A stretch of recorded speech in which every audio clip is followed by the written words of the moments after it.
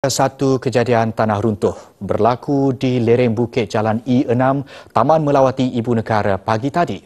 Susulan kejadian itu, penghuni 20 buah rumah berhampiran lokasi kejadian telah diarahkan berpindah atas faktor keselamatan.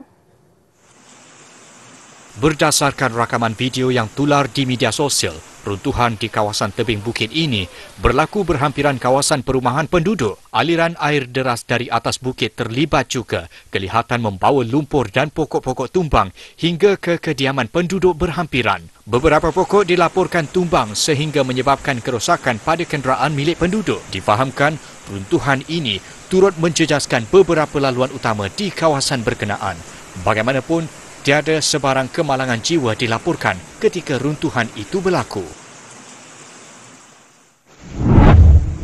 Sementara itu, seorang penduduk Shirin Nik Ibrahim 54 tahun berkata, ketika kejadian berlaku dia baru tiba di tempat kerja dan hanya mengetahui perkara itu selepas dimaklumkan anak perempuannya yang berusia 26 tahun. Anaknya antara saksi yang melihat detik runtuhan ketika mengundurkan kereta untuk pergi bekerja. In my house.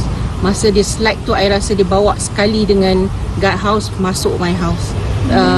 Guard house and also another car, my neighbour's car yang betul-betul park depan my house. Dia berpusing. Lepas tu my neighbour, I rasa time tu yang my neighbour nampak, dia reverse masuk dekat dalam porch my house. Ada kosong, ada satu tempat. Katanya lagi anaknya turut trauma selepas kejadian hampir meragut nyawa itu. After the incident, I terus bawa my daughter pergi rumah my sister. My brother-in-law yang bercakap dengan authorities semua tu, I did not talk to them.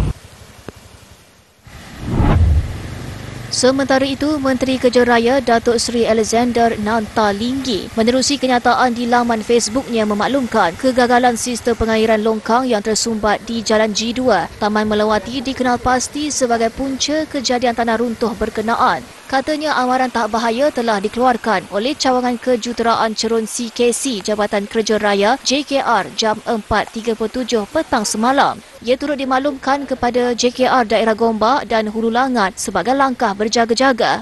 Amaran sama juga telah dipanjangkan kepada pihak Majlis Perbandaran Abang Jaya MPAJ. Sehingga petang tadi, pihak Jabatan Kerja Raya JKR dan MPAJ turut melakukan kerja-kerja pembersihan di kawasan runtuhan. Penghuni rumah terjejas dibenarkan membawa keluar barang-barang penting milik mereka selepas kerja-kerja pembersihan selesai dilakukan.